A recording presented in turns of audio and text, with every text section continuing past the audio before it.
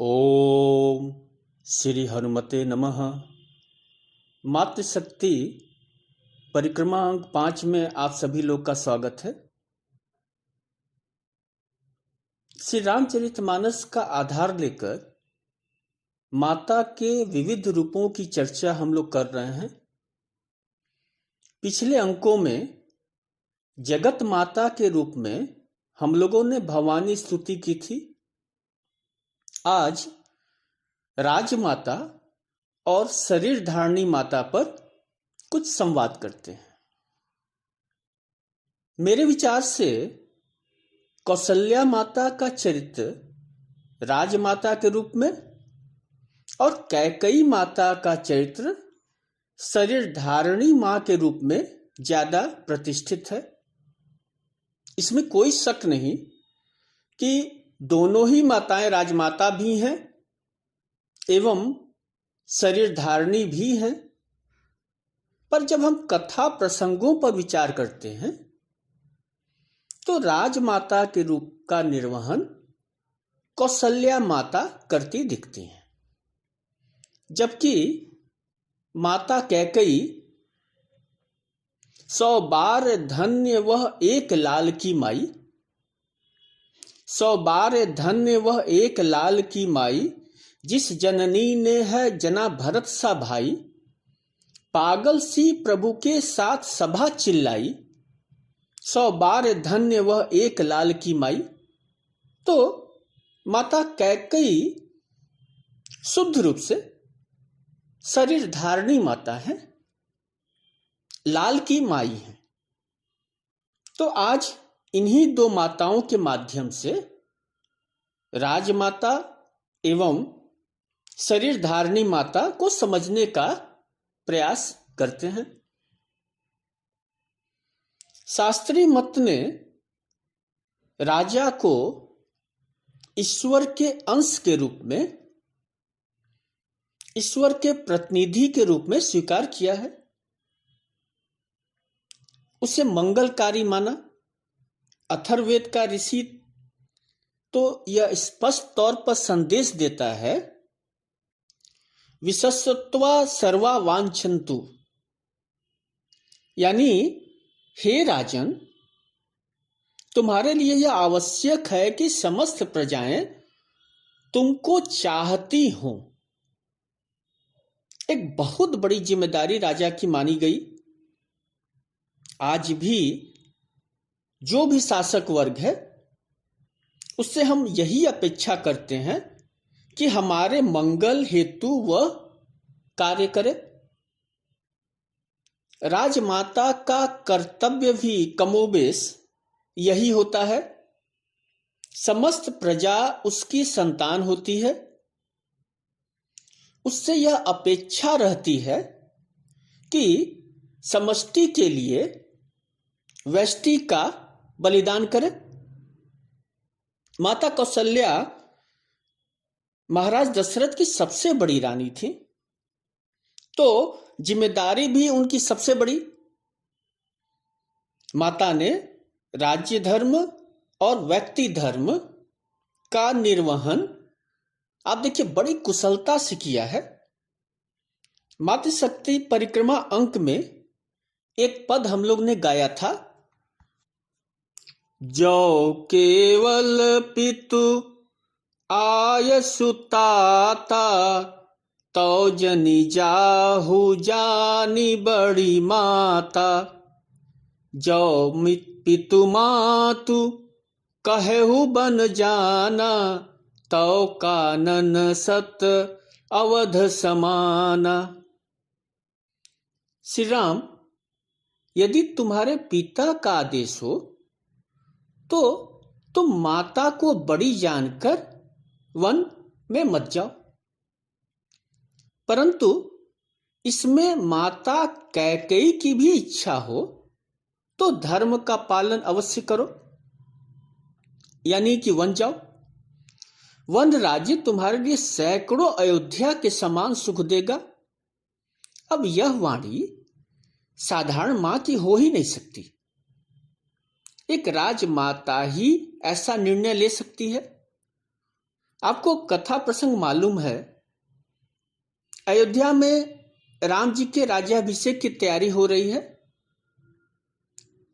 और प्रभु श्री राम माता कौशल्या के पास विदा मांगने आते हैं। माता कौशल्या उस समय आनंद भाव में थी। श्री राम को सिंहासन पर आसीन देखने की लालसा से रोम रोम माता का पुलकित था। परंतु जब श्री राम उन्हें बताते हैं, पिता दिन मोहि कानन राजू, जहां सब भांति मोर बड़ काजू। हे माता, पिता ने मुझे वनगमन की आज्ञा दी है, जहां सब प्रकार से मेरा बड़ा काम होने वाला है। तो माता का हृदय विषाद से भर गया, नेत्रों में जल भर गया, और जो कि स्वाभाविक ही था। वे थरथर कांपने लगी, बदहवास हो गई, बेहोश हो गई। गोस्वामी तुलसीदास महाराज कहते हैं, धर्म स्नेह उभय मति घेरी, धर्म स्नेह उभय मति घेरी, भई गति सांप छुछुंदरी केरी, राखौ सूतहि करौ अनुरोधु, धर्म जाय अरु बंधु विरोधु। धर्म और स्नेह का द्वंद्व था। राजमाता थी तो राजधर्म निभाना था, और एक मां थी तो स्नेह भी निभाना था। अब एक मां के लिए इससे कड़ी परीक्षा क्या होगी, पर उन्होंने धर्म का साथ नहीं छोड़ा और समझाया कि पिता की आज्ञा पालन करना ही सबसे बड़ा धर्म है। उनकी चिंता यह नहीं थी कि राम को राज देने को कहकर वनवास महाराज दशरथ ने क्यों दिया। राजु देन कहे दिन बनु, मोहिन सो दुख लेसु। कोई दुख नहीं है कि वनवास क्यों मिला। माता को यह दुख है कि तुम बिन भरत ही भूपत ही प्रजहि प्रचंड कलेसु। अब एक राजमाता की सोच देखिए, तुम बिन भरत ही भूपत ही प्रजहि प्रचंड कलेसु। माता का दुख यह नहीं था कि राम के बिना भरत को, महाराज को और दशरथ को बड़ा भारी प्रचंड दुख प्राप्त होगा। माता का दुख यह था। और कौशल्या माता की आशंका सही थी। भरत जी भी 14 वर्ष राम वियोग में नंदीग्राम में रहे। महाराज के प्राण पखेरु तो उड़ ही गए राम वियोग में, और प्रजा भी राम शोक में 14 वर्ष व्याकुल रही। अयोध्या की धरती सुनी रही। तो राजमाता की यह दूरदृष्टि थी। उन्होंने उस समय ही समझ लिया था कि तुम बिन भरत ही भूपत ही प्रजहि प्रचंड कलेसु। हे राम, इन तीनों का क्या होगा। तुम्हारे वन गमन जाने से मुझे कोई दुख नहीं है। तो अब यह दृष्टि एक राजमाता की ही हो सकती है। अब देखिए, बहुत अद्भुत है मां कौशल्या का चरित्र। वे शरीर धारणी मां तो हैं, पर राजमाता का दायित्व तो उनके लिए सर्वोपरि है। और दूसरी तरफ कैकेयी माता राजमाता तो हैं, इसमें कोई शंका नहीं, लेकिन कहीं ना कहीं वो चूक गई। और इस चूक से कैकेयी माता को कितना अपयश मिला। उन्होंने अपने पुत्र के लिए श्री राम को वन भेजा, भगवान को ठुकरा दिया पुत्र के लिए। यही तो उनके अपयश का कारण था। पर अगर दृष्टि जरा बदल कर देखिए तो आप पाएंगे कि किसी भी माता के लिए पुत्र से बड़ा ब्रह्म नहीं होता। स्वयं कौशल्या माता ने भी यही निर्णय लिया था। स्मरण कीजिए, माता कौशल्या के पूर्व जन्म की तपस्या से प्रसन्न होकर विष्णु ने माता की गोद में आने का निर्णय लिया। तो उनका चतुर्भुज रूप देखकर मां चौंक गई। भय प्रकट कृपाला दीन दयाला कौसल्या हितकारी हरषित महतारी मुनि मनहारी अद्भुत रूप विचारी लोचन अभिरामा तनु घन श्यामा निज आयुध भुज चारी भूषण बनमाला नयन विशाला शोभा सिंधु खरारी मेघ के समान श्याम वर्ण चार भुजाधारी एवं चारों में शस्त्र दिव्य आभूषण एवं वनमाला बड़े बड़े नेत्र। और यह क्या, कौशल्या माता ने कठिन तपस्या की थी पुत्र रूप में प्रभु को पाने की, और यहां तो मामला ही उल्टा है, ब्रह्मांड ही चला आया। माता को इस बात की खुशी थी कि ब्रह्मांड का वह स्वामी उनके गर्भ में रहा, पर पुत्र तो पुत्र ही होता है। मां ने साफ शब्दों में ठाकुर को आदेश दिया कि हे लक्ष्मीपति, इस रूप को छोड़ो, मुझे स्वीकार नहीं है। मां ने ठाकुर को आदेश दिया, माता पुनि बोली सोमति डोली तजहु तात यह रूपा की जैसी सुलीला अति प्रिय शीला यह सुख परम अनुपा सुनी बचन सुजाना रोदन ठाना होई बालक सुर भूपा यह चरित जे गावही हरिपद पावही तेन परहि भवकूपा। हे तात, यह सब रूप छोड़ो, मैं मां हूं। सुर मुनि संत योगी ऋषि महर्षि ललायित होंगे इस रूप को देखने के लिए, पर मां के सामने यह खेल नहीं चलेगा कि जैसी सुलीला अति प्रिय शीला, मेरे लिए अत्यंत प्रिय बाल लीला करो, मुझे यही सुख चाहिए और इसी सुख को मैं परम अनुपम मानती हूं। यह सुख परम अनुपा। और मां के हट के आगे त्रिभुवन स्वामी को शिशु रूप में आना पड़ा, और तो और प्रथम शिशु स्वर अलापना पड़ा। नवजात शिशु की तरह रोने की क्रीड़ा ठाकुर को करनी पड़ी।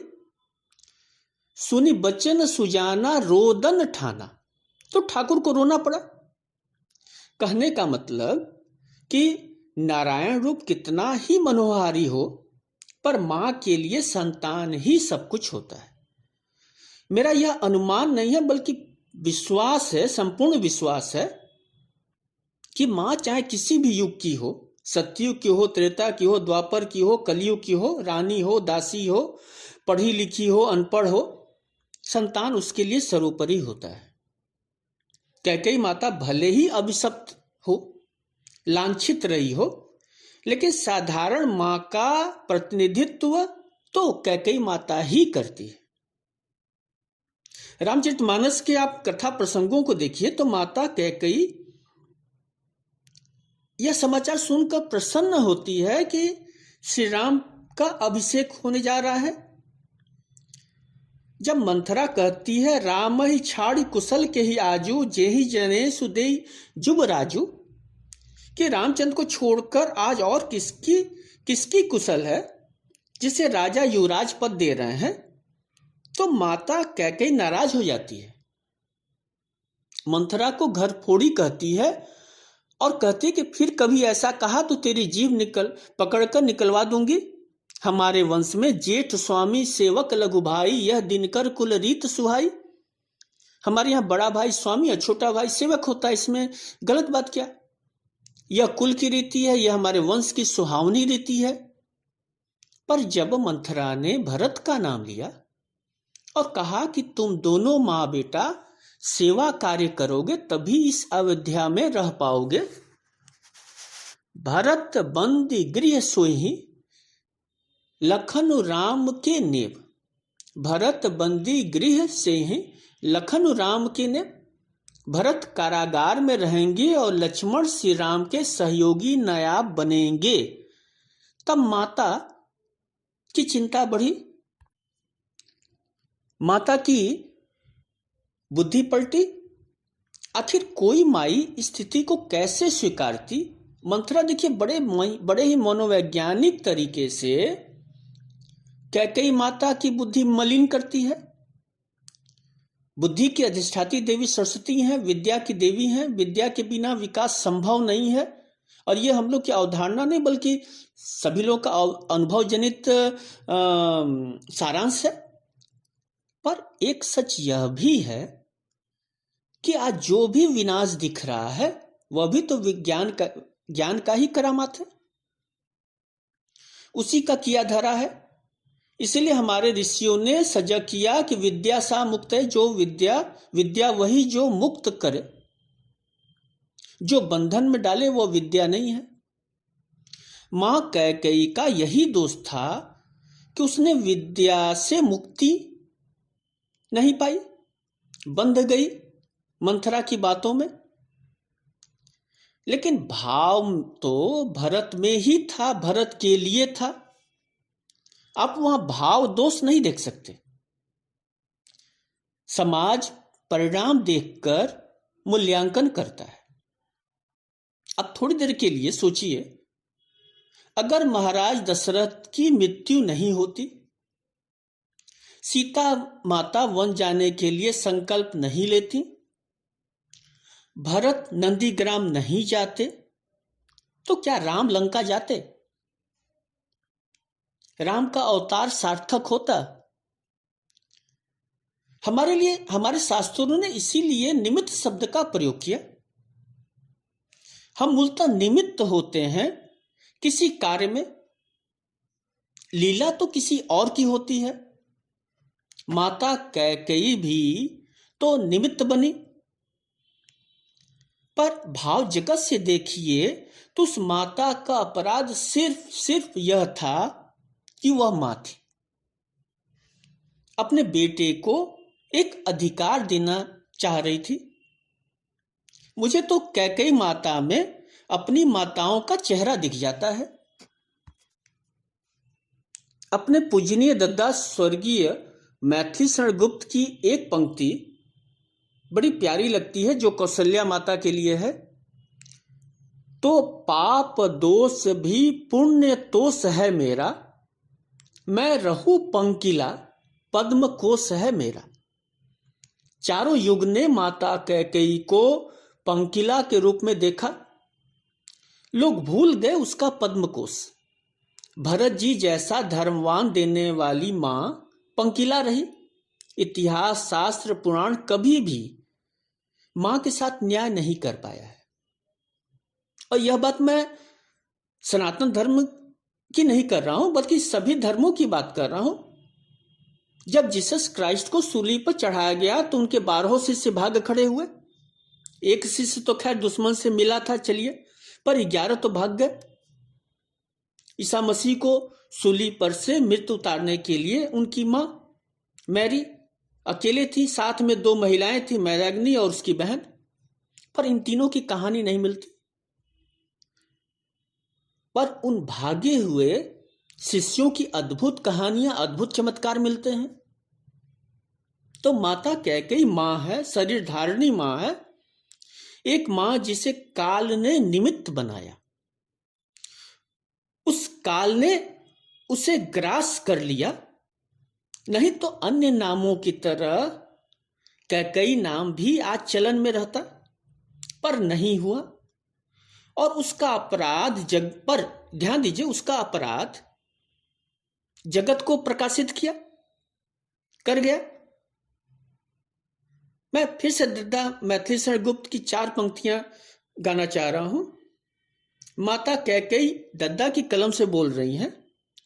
थूके मुझे पर त्रैलोक्य भले ही थूके,